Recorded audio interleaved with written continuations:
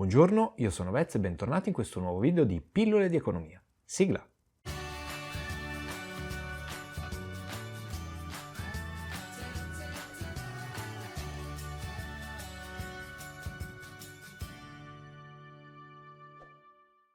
Oggi parliamo di derivati, ne esistono di 4 tipi: futures, forward, opzioni e swap.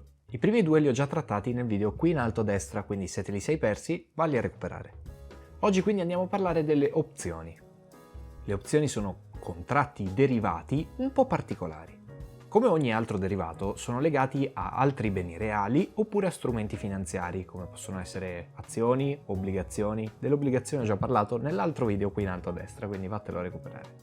Per mantenere una certa coerenza con l'altro video sui derivati, oggi parleremo di opzioni sul grano. Per cui sì, stiamo parlando di uno strumento finanziario, però è legato a un bene reale, in questo caso il grano, e si chiama sottostante. Questa mattina mi sono svegliato e ho pensato, forse il grano tra un anno varrà molti più soldi di quanto vale oggi. E questa deduzione mi è venuta in mente perché esistono i cambiamenti climatici che stanno un po' flagellando anche il nostro paese, perciò un domani i raccolti potrebbero essere inferiori.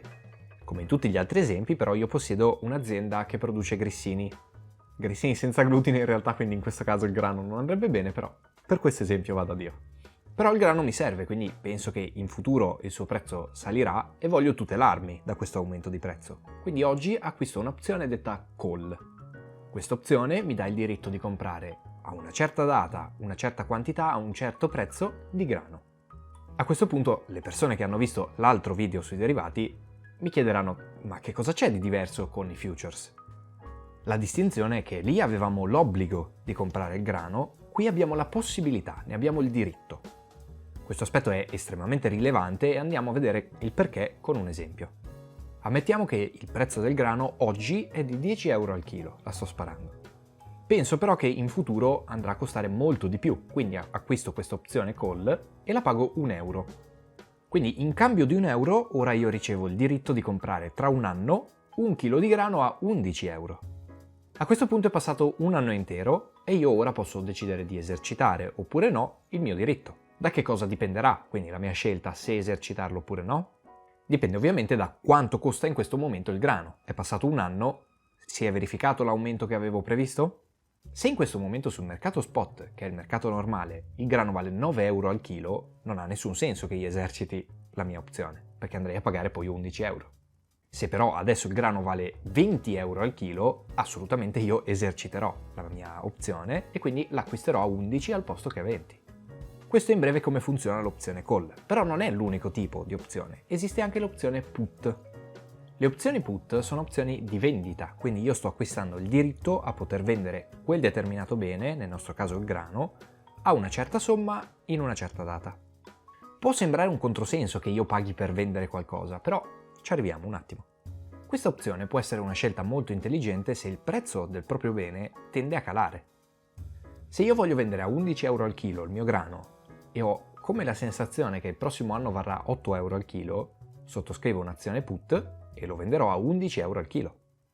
Fino ad adesso abbiamo assunto il punto di vista del compratore. Cosa succede se vendo un'opzione?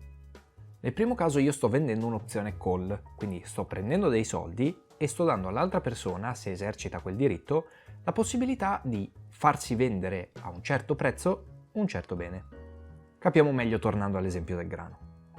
Io sono un'azienda che produce grano e voglio vendere un'opzione call a qualcuno. Un'altra persona la sta acquistando.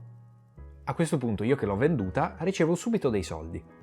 Però nel momento in cui l'altra persona decide di esercitare il suo diritto, io sono obbligato a vendergli il mio grano a quel prezzo. Se il prezzo pattuito era di 9 e adesso costa 11, ci sto perdendo.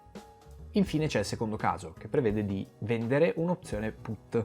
Sto quindi vendendo la promessa di acquistare qualcosa. Se la controparte esercita il suo diritto, io sarò obbligato a comprare qualcosa da lui a quel prezzo in quella data. Spero sia stato il più chiaro possibile. Se ci sono ancora delle domande, fatemele qui sotto nei commenti. Se questo video vi è piaciuto, io vi invito a mettere like, commentare, condividere, iscrivervi e attivare la campanellina, ma soprattutto, come sempre, tra poco appariranno dei riquadri con altri miei video molto belli, quindi andate a guardarli.